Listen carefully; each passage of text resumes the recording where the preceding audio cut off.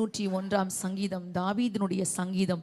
தாவீது தன்னுடையதான வாழ்வில் அவர் எடுக்கிறதான தீர்மானங்களையும் தன்னுடைய தேசத்தில் ஒரு ராஜாவாக தான் அரசாட்சி செய்யும் போது தான் எவ்விதமாய் இருக்க வேண்டும் என்கிற தன்னுடைய விருப்பத்தையும் ஆண்டவரை நோக்கி ஏறெடுக்கிறதான இந்த ஜெபத்தில் சொல்லுகிறதை பார்க்கிறோம். இதன் 2வது வசனத்தை நாம் பார்ப்போம். ஆனால் உத்தமமான வழியிலே விவேகமாய் நடப்பேன் என்று தன்னுடையதான தீர்மானத்தின் முதல் பகுதியை சொல்லிவிட்டு அதனுடைய 2வது பகுதியை சொல்வதற்கு முன்பதாக 2வது பகுதி அதே வசனத்தில் என் வீட்டிலே உத்தம இருதயத்தோடு நடந்து கொள்ளுவேன் என்று தன்னுடைய 2ஆம் தீர்மானத்தை சொல்லுகிறார். இந்த 2க்கும் நடுவில் தாவீதுக்கு ஆண்டவர் மீது இருக்கிறதான ஒரு தேடுதலை குறித்து ஒரு வார்த்தை சொல்லப்பட்டிருக்கிறது. எப்பொழுது என்னிடத்தில் வருவீர்? சேர்ந்து சொல்லலாமா? எப்பொழுது என்னிடத்தில் வருவீர்? மிக அதிகமாக தாவீதினுடைய இருதய விருப்பம், தாவீது எந்த அளவு ஆண்டவரை தேடினான் என்பதற்கு ஒரு பெரிய ஆதாரம். சில நேரங்களிலே நாம் நம்முடைய வாழ்வில் தீர்மானங்களை எடுக்கிறோம். இப்படி வாழ வேண்டும், இப்படி இருக்க வேண்டும் என்று சில தீர்மானங்களை எடுக்கிறோம். ஆனால் அவைகளில் தொடர்ந்து செயலாற்ற வேண்டுமானால் நாம் நம்முடைய சுய பலத்தில் அவைகளை செய்து முடிக்க முடியாது. ஒரு சில காலங்கள் செய்து முடிக்கலாம், ஆனால் அதன் பின்பதாக அதை விட்டு விடுகிற ஒரு நிலை வரும். ஆனால் அதன் மையமாக யார் இருக்க வேண்டும் என்றால் ஆண்டவர் இருக்க வேண்டும். ஆண்டவர் இருக்கும் போதுதான் அவைகளை, அந்த தீர்மானங்களை ஆண்டவருடைய வழியிலே நம்மால் செய்து முடிக்க முடியும். தாவீது சொல்லுகிறார், எப்பொழுது என்னிடத்தில் வருவீர்? ஆண்டவருடையதான பிரசன்னத்துக்கு, ஆண்டவர் தன்னிடத்தில் வரும்படியான ஒரு ஏக்கம், ஒரு தாகம் இந்த வசனத்தில் சொல்லப்பட்டிருக்கிறது. இதே தாவீதினுடைய வார்த்தைகள் சிலவற்றை நாம் பார்ப்போமானால் சங்கீதம் 42ஆம் சங்கீதம் 1வது வசனம் 2வது வசனம் எப்படியான தேடுதல் இருந்தது. இந்த சங்கீதமும் தாவீதின் சங்கீதம் தான்.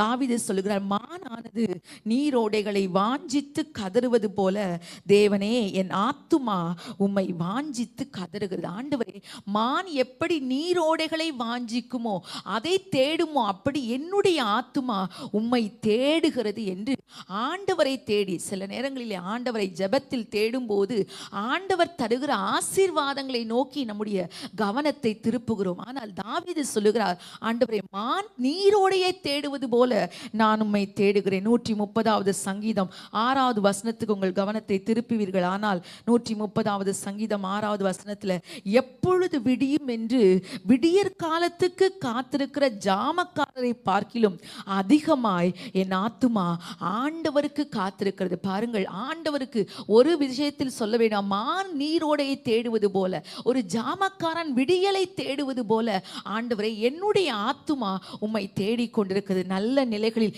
எல்லாம் சரியா இருக்கும் போது ஆண்டவரை தேடுவது எளிதா இருக்கிறது. ஆனால் தாவீது அப்படி மட்டும் ஆண்டவரை தேடவில்லை.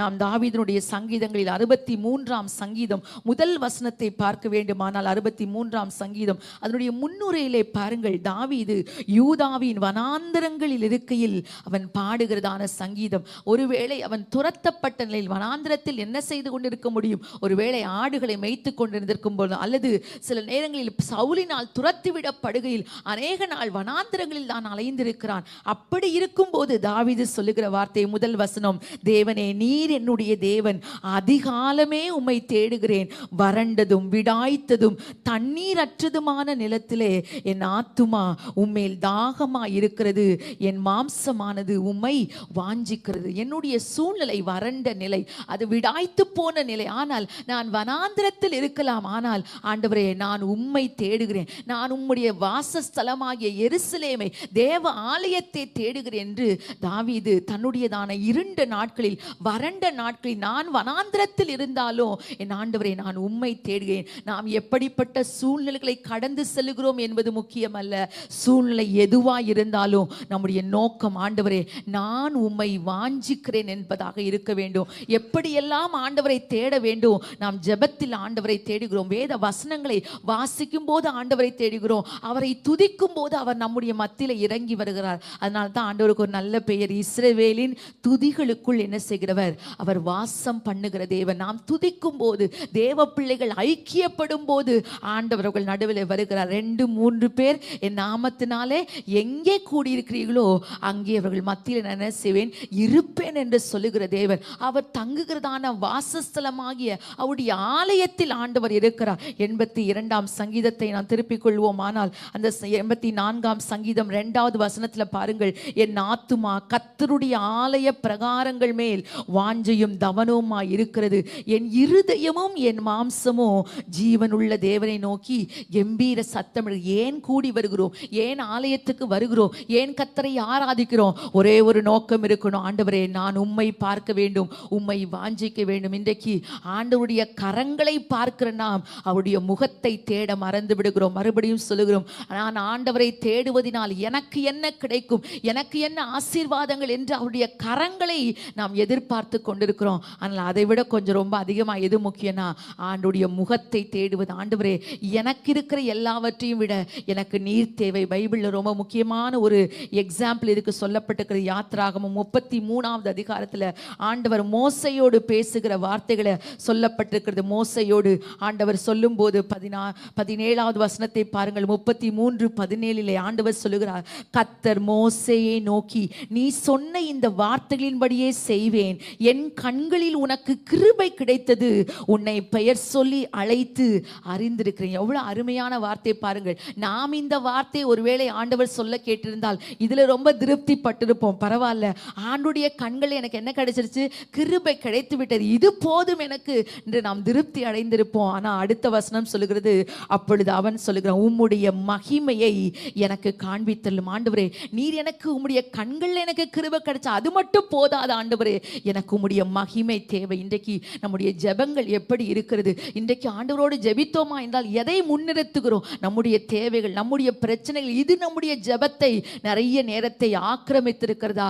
அல்லது அதையெல்லாம் விட்டு, ஆண்டவரே, நான் உம்முடைய சமூகத்தில் உம்முடைய முகத்தை பார்க்க விரும்புகிறேன், ஆராதிக்க விரும்புகிறேன், நீர் என் இருதயத்தை நிரப்ப விரும்புகிறேன், உம்மை இன்னும் உம்முடைய வேதத்திலே அறிந்து கொள்ள விரும்புகிறேன் என்று ஆண்டவரை தேடுகிறோமா? வெறும் நம்முடைய ஜெப விண்ணப்பங்களை வைத்து ஆண்டவரிடத்தில் எக்ஸ்பெக்டேஷனோடு இருப்பது நல்லதுதான். ஆனால் அதை விட ஆண்டவர் எதிர்பார்க்கிறது, ஆண்டவரே, உம்முடைய கரங்களிலிருந்து நான் பெற்றுக்கொள்பவைகள் அல்ல, நான் உம்மையே விரும்புகிறேன், நான் உம்மையே தேடுகிறேன் என்று சொல்லும்போது நிச்சயமாக நம்ம அவரை தேடுகிற ஒவ்வொருவருக்கும் கர்த்தர் தென்படுவார். தேவனுடைய வார்த்தை அவ்விதமாய் சொல்லுகிறது.